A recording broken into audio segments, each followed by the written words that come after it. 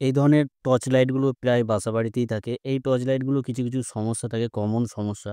এই সমস্যাগুলোর সমাধান যদি আপনারা নিজেরা করতে পারেন, তাহলে আপনাদেরকে এই ধরনের নতুন টর্চ লাইট কেনার আর কোনো রকম দরকার পড়বে না। এই লাইটগুলো নিজেরা ঠিক করে নিয়ে আবার নতুন করে আপনারা ব্যবহার করতে পারবেন। আমি আপনাদেরকে একদম সহজ সরল সিস্টেমে দেখিয়ে দেবো।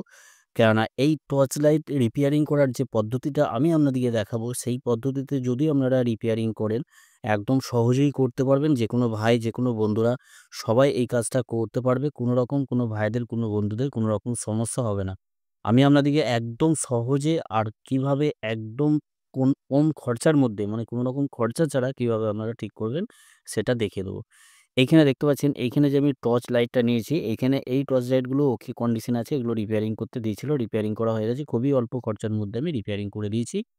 এরপর এইখানের যে টর্চ লাইটটা আছে, এই টর্চ লাইটটা দেখুন, এইখানে সামনের দিকে জ্বলছে না, কিন্তু পিছন দিকটা জ্বলছে। তার মানে ব্যাকটা জ্বলছে, সামনেটা জ্বলছে না। এর সমস্যাটা কি আমি দেখব, ফাইন্ড আউট করে আপনাদেরকে দেখাবো। আর আপনাদেরকে পুরোপুরিভাবে দেখিয়ে দেবো কিভাবে আপনারা এই কাজটা করবেন। কেননা এইখানে দেখতে পাচ্ছেন, এইখানে এই ব্যাকটা এইভাবে জ্বলছে, তার মানে পুরোটাও জ্বলছে না, এখানে কিছুটা গ্যাপ আছে। এখানে টর্চ লাইটটা এই মুহূর্তে আমি খুলে নেব। এখানে যে ৪ টি স্ক্রু আছে, স্ক্রুগুলো ভালো করে আপনারা খুলে নেবেন। খুলে নেওয়ার পর আমি দেখে নেব সমস্যাটা কি হচ্ছে আর কিভাবে আপনারা সমস্যাটার সমাধান করবেন। আমি আপনাদেরকে সবকিছু দেখিয়ে দেবো এই ভিডিওটার মাধ্যমে।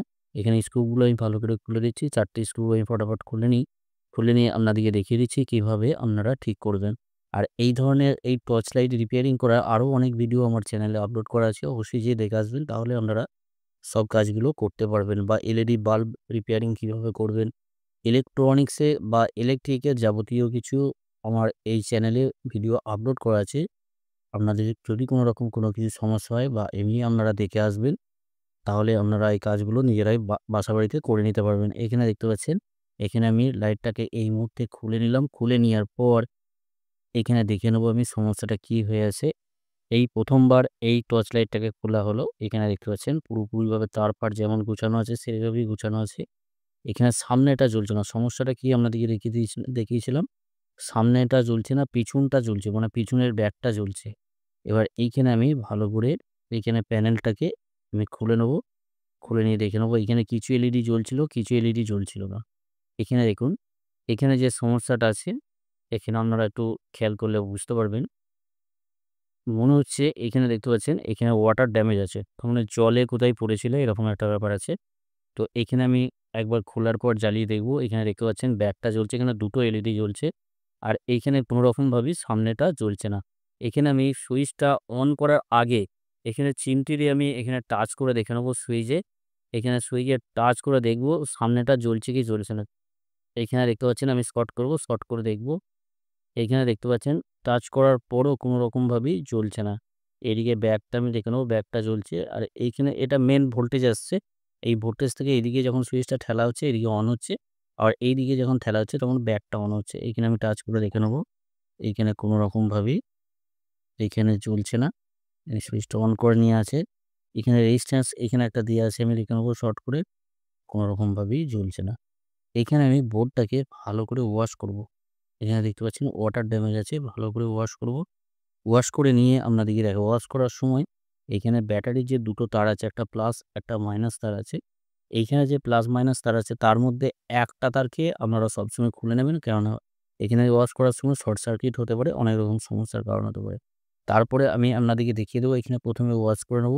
এখানে সুইচটাকেও ভালো করে আমি ওয়াশ করে নেব। ওয়াশ করে নিয়ে দেখব সমস্যাটা ক্লিয়ার হচ্ছে নাকি। না হলে এখানে সামনের যে প্যানেলটা আছে প্যানেলটাকে হয়তো চেঞ্জ করতে হতে পারে। বা চেঞ্জ না করেও কিভাবে আপনারা ঠিক করবেন আমি সবকিছু আপনাদেরকে বলে দেবো। এখানে আমি ১ম এ ভোল্টেজটাকে একবার আমি চেক করে দেখে নিই। এইখানে দেখুন, এখানে যে আউটপুট ভোল্টেজটা আছে এই ভোল্টেজটাকে চেক করা দরকার আছে। যদি আউটপুট ভোল্টেজ আসে তাহলে পুরোপুরিভাবে এখানে সামনে যে এলইডি বোর্ডটা আছে, প্যানেলটা যেটা আছে সেই প্যানেলটাকে চেঞ্জ করতে হবে। তাছাড়া কোনো উপায় হবে না। বা না চেঞ্জ করেও যদি কিছু হয় আমি আপনাদেরকে বলে দিচ্ছি। এখানে ভোল্টেজটা আমি ১ম এ মেপে রেখে দেবো আপনাদেরকে কত ভোল্টেজ আছে। এখানে ভোল্টেজটা আমি ডিসি ২০ রেঞ্জে রেখেছি আমি। ২০ রেঞ্জে মাল্টিমিটারের যে এখানে যে রোটারটা আছে, রোটারটা আমি ২০ রেঞ্জে রেখেছি। ২০ রেঞ্জে রেখে আমি চেক করছি। এখানে দেখতে পাচ্ছেন ভোল্টেজ 1.66 ভোল্টেজ আসছে। ধরুন 2 ভোল্টেজ আসছে কখনো। এখানে দেখতে পাচ্ছেন 2 ভোল্ট আসছে বা 1.74 ভোল্টেজ আসছে 76। আর এদিকে ব্যাকটা আমি দেখে নেবো, ব্যাকে কত ভোল্টেজ আসছে। এখানে যে প্যানেলটা জ্বলছে এখানে দেখে নিচ্ছি কত ভোল্টেজ আছে। এখানে আমি দেখে নেবো কত ভোল্টেজ আসছে। এখানে দেখতে পাচ্ছেন 3.23 ভোল্ট আছে। তার মানে এখানেও যে ভোল্টেজটা প্যানেলে যে এখানে যে সামনের যে ভোল্টেজটা ওই ভোল্টেজটাই থাকতে হবে। ভোল্টেজ যদি কম হয় তাহলে কোনো রকমভাবে এখানে এলইডিটা জ্বলবে না। এখানে আমি ভালো করে থিনার দিয়ে ওয়াশ করব। তারপরে আমি আপনাদেরকে ভোল্টেজটা মেপে রেখে দিচ্ছি কতটা ভোল্টেজ থাকা দরকার। আপনাদের মোটামুটি একটা আইডিয়া চলে আসবে। তাহলে আপনাদের এই কাজগুলো করতে অনেকটা সুবিধা হবে। আমি এখানে থিনার দিয়ে ভালো করে বোর্ডটাকে ওয়াশ করে নেব। ওয়াশ করে নিয়ে তারপরে আমি আপনাদেরকে দেখিয়ে দিচ্ছি। এখানে থিনার নিলাম। থিনার দিয়ে আমি ভালো করে এই জায়গাটাকে পরিষ্কার করে নেব। এখানে এইভাবে থিনার দিয়ে ভালো করে পরিষ্কার করে নেব, যাতে করে যে এখানে ওয়াটার ড্যামেজ আছে মানে জল যে পেয়েছে জলটা যাতে ভালো করে পরিষ্কার করে শুকিয়ে যায়, আমি সেই চেষ্টা করব যাতে করে কোনো রকম সমস্যা না হয়।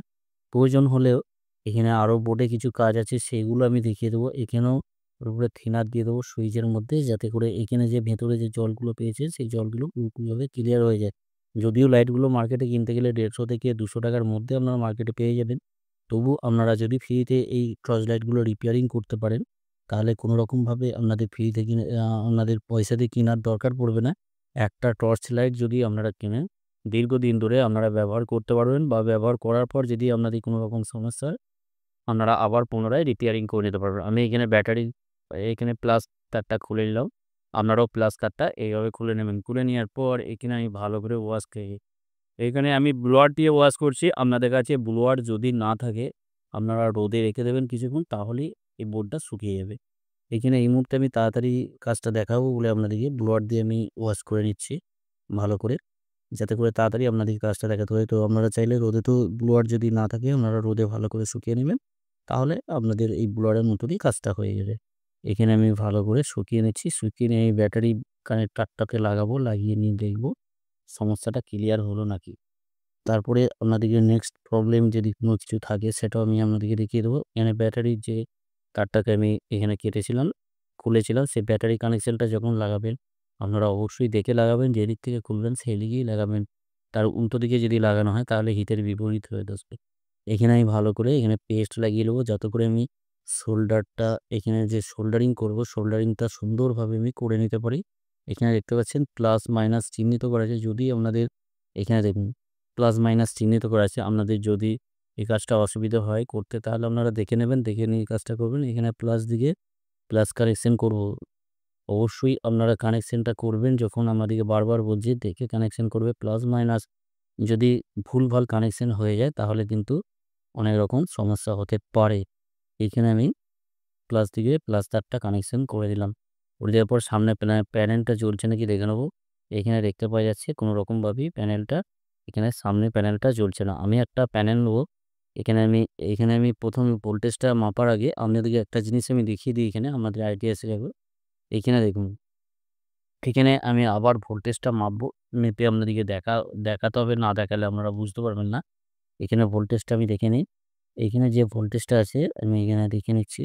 এখানে দেখুন, এখানে ভোল্টেজ আছে এই মুহূর্তে আ টু আ এখানে দেখুন, এখানে ভোল্টেজটা আপনারা ভালোভাবে বুঝতে পারবেন।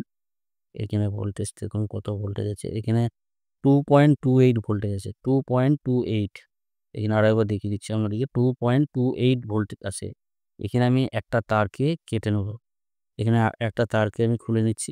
দুটো তারকেই খুলে নিচ্ছি। খুলে নেওয়ার পর এখানে ভোল্টেজটা আপনাদেরকে মেপে দেখাই।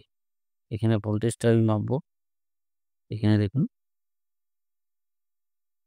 ডিজিটাল মাল্টিমিটারের ক্ষেত্রে প্লাস মাইনাস দেখার দরকার নেই। আপনারা যেদিকে খুশি টাচ করতে পারবেন।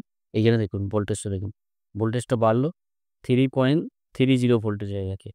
এখানে দেখুন 3.30 ভোল্টেজ হয়ে গেছে। আগে কত ভোল্টেজ ছিল? 2.20 এরকম ভোল্টেজ ছিল। আমি আপনাদেরকে আরেকবার ভোল্টেজটা মেপে দেখাচ্ছি। এখানে দেখুন প্রায় 3 ভোল্টের কাছাকাছি দেখাচ্ছে, বা 3 ভোল্ট 8 এরকম দেখা যায়। 3 ভোল্ট হয়ে গেছে। এরপর কি কাজটা করবেন আপনাদেরকে বলে দিই এবার। আমি এই এলইডিটাকে চেঞ্জ করে দিচ্ছি। এখানে দেখতে পাচ্ছেন এই এলইডিটা আমি নিজেই মার্কেট থেকে আমার কিনে নিয়ে আসা ছিল। আপনারাও মার্কেট থেকে কিনতে পেয়ে যাবেন। খুবই অল্প দাম ও খুব বেশি দাম হবে না। এখানে আমি প্লাস মাইনাস দেখে কানেকশন করব। যেমন এখানে বোর্ডের সাথে কানেকশন করা ছিল সেইভাবে আমি প্লাস মাইনাস দেখে কানেকশন করব। কানেকশন করার আগে আপনাদেরকে আমি বারবার বলেছি সবসময় পেস্ট দেবেন। পেস্ট দিয়ে যদি আপনারা কাজ করেন কাজটা কুইক ফাস্ট কাজটা করতে পারবেন, বা যে সোল্ডারিংটা যে জায়গাটা করবেন সেই জায়গাটা সোল্ডারিং ফাইনভাবে সোল্ডারিং করতে পারবেন। এখানে আমি প্লাস দিকে প্লাস কানেকশন করবো। এখানে ছোট করে লেখা আছে প্লাস মাইনাস। আপনারা যখন এই কাজটা করবেন অবশ্যই আপনারা বুঝতে পারবেন কোন দিকটা প্লাস কোন দিকটা মাইনাস। এইখানে দেখুন, এখানে প্লাস দিকে একটা তার কানেকশন করে দিয়েছি, আর এখানে মাইনাস দিকে একটা তার আমি কানেকশন করছি। করার পর এখানে আমি প্লাস মাইনাস কানেকশন করে দিয়েছি, এখানে দেখতে পাচ্ছেন। এবার আমি অন করব, অন করে দেখব। এখানে অন করার পরও এখানে চলছে না। আমাকে সমস্যাটা ক্লিয়ার করে দেখে নিতে হবে এখানে প্যানেলটা খারাপ আছে নাকি, এটাও একটা ব্যাপার আছে। এখানে আমি প্লাস মাইনাসে একবার চেঞ্জ করে দেখে নেব। চেঞ্জ করে দেখে নিয়ে আমি আপনাদেরকে দেখিয়ে দিচ্ছি। এখানে দেখুন, এখানে মাইনাস দিকে আমি ঘুরিয়ে দিলাম তারটা। এখানে তারটা ঘুরিয়ে দেওয়ার পরও এখানে কোনো রকমভাবেই জ্বলছে না। তার মানে এইখানে একটা জিনিস হতে পারে, অনেক সময় কী হয়, ব্যাটারির চার্জ কম যদি থাকে, এখানে এই ভোল্টেজটা যদিও মেপে নেবো, একবার চার্জিংয়ের সাথে আমি সংযুক্ত করব। চার্জিংয়ের সাথে সংযুক্ত করে আমি আপনাদেরকে দেখিয়ে দিচ্ছি।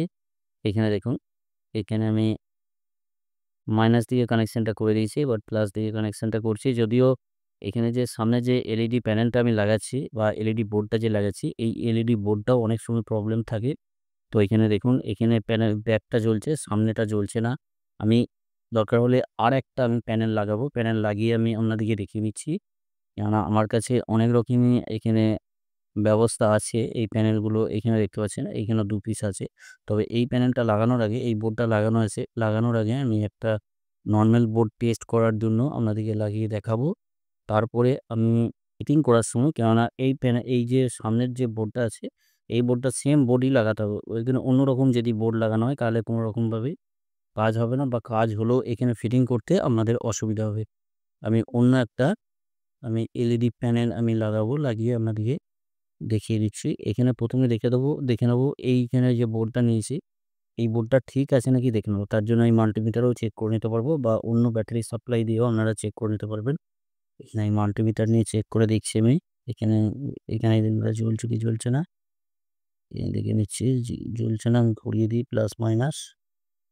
অনেক সময় প্লাস মাইনাসের জন্য সমস্যা হয়। দেখে নিচ্ছি। তো আমি ডাইরেক্ট সরাসরি একবার লাগিয়ে নেবো। লাগিয়ে নিয়ে দেখে নেবো মাল্টিমিটারে। আমি এখানে আ এখন পর্যন্ত বুঝতে পারা যাচ্ছে না সমস্যাটা কী হয়ে আছে। এখানে আমি প্লাসের তারটা প্লাস দিকে লাগাবো, মাইনাসের তারটা মাইনাস দিকে লাগাবো। এইভাবে আমি সংযুক্ত করব। তো এখানে এই দিকটা প্লাস সংযুক্ত করছি, আর এই দিকটা মাইনাস সংযুক্ত করব। করে আমি দেখে নেবো জ্বলছে কি জ্বলছে না। এখানে দেখা যাচ্ছে এখন পর্যন্ত জ্বলেনি। তো জ্বলেনি, এখানে দেখতে পাচ্ছেন। এইখানে এবার একটা রেজিস্ট্যান্স প্রবলেম থাকে। এখানে এই যে রেজিস্ট্যান্সটা আছে, এই রেজিস্ট্যান্সের জন্য অনেক সময় সমস্যা হয়। এখানে আমি টাচ করে দেখে নেবো। এখানে দেখতে পাওয়া যাচ্ছে টাচ করার পরও কোনো রকমভাবেই জ্বলছে না। এখানে যে রেজিস্ট্যান্সগুলো থাকে, রেজিস্ট্যান্সগুলোর প্রবলেমের জন্য অনেক সময় সমস্যা হয়। তো এখানে আমি টাচ করে দেখে নেবো। এখানে প্যানেলটা কোনো রকমভাবেই জ্বলছে না। আমি রেখে নিচ্ছি, অন্য প্যানেল লাগিয়ে। এইখানে একটা জিনিস আপনারা লক্ষ্য করুন, এই ধরনের টর্চ লাইটের যদি সমস্যা হয়, এই সমস্যাটাই বেশিরভাগ হয়, বেশিরভাগ ক্ষেত্রে। অনেক সময় কি হয়, এখানে এলইডিটা যে আছে, এই এলইডিটাকে চেঞ্জ করা হয়। তারপরও কিন্তু প্রবলেম সলভ হয় না। যেমন এই ভিডিওটাতে আমি আপনাদেরকে দেখাচ্ছি। দেখুন, আমি এখানে এলইডিটা চেঞ্জ করেছি। এইখানে যে পুরানো এলইডিটা ছিল, সেই এলইডিটা আমি আগেই খুলে দিয়েছি। আমি নতুন একটা এলইডি লাগিয়েছি। তারপরও কিন্তু এইখানে সমস্যাটা ক্লিয়ার হয় না। এখানে সুইচটা অন আছে। এখানে অন রাখার পরও কিন্তু এখন পর্যন্ত এলইডিটা জ্বলছে না। তার কারণ আমি আপনাদেরকে বলে দিই। এইখানে দেখুন, এইখানে যে মিটারটার দিকে আপনারা এবার একটু লক্ষ্য রাখুন। আপনাদের রিপেয়ারিং করতে গেলে মিটার যে দরকার, আমি সেরকম কিছু বলছি না। কিন্তু আপনারা লক্ষ্য রাখুন, আপনাদের কাছে মাল্টিমিটার যদি নাও থাকে তাহলেও এই কাজটা করতে পারবেন। এইখানে দেখুন, ব্যাটারির যে সাপ্লাইটা আমি ১ম এ আপনাদেরকে মেপে দিচ্ছি। এদিকটা প্লাস, এদিকটা নেগেটিভ। ব্যাটারির সাপ্লাইটা দেখতে পাচ্ছেন, এখানে 4.10 আছে। এবার এইখানে যে প্লাস লাইনটা আছে, এইখানে ভালো করে লক্ষ্য করুন। প্লাস লাইনটা সরাসরি এইখানে এই এলইডির প্লাস লাইনটা সরাসরি ডাইরেক্ট সংযুক্ত হচ্ছে প্লাস লাইনের সাথে। তাহলে এইখানে যদি 4.1 ভোল্ট থাকে, তার মানে এইখানে সুইচের মাথাও 4.10 ভোল্ট থাকবে। এখানে দেখতে পাচ্ছেন 4.10 ভোল্ট আছে। এরপরে সুইচ যখন অন করছি সামনের দিকে, তার মানে এইখানেও থাকবে 4.1। এইখানে দেখতে পাচ্ছ এখানে দেখতে পাচ্ছেন 4.10 ভোল্টেজ আছে। এবার দেখুন এইখানে যে মাইনাস তারটা আছে এইখানে আমি ভোল্টেজটা মেপে দেখিয়ে দেবো। এখানে দেখতে পাচ্ছেন 4.10 ভোল্টেজ আছে। এরপরও কিন্তু এলইডিটা জ্বলছে না। তার কারণ কি? এবার আপনারা লক্ষ্য করুন এইখানে দেখুন এই ফরেন লাইনটা সরাসরি চলে গেছে এইখানে প্লাস লাইনের সাথে সংযুক্ত হয়েছে। এইখানে আমি ভোল্টেজটা দেখে নেব।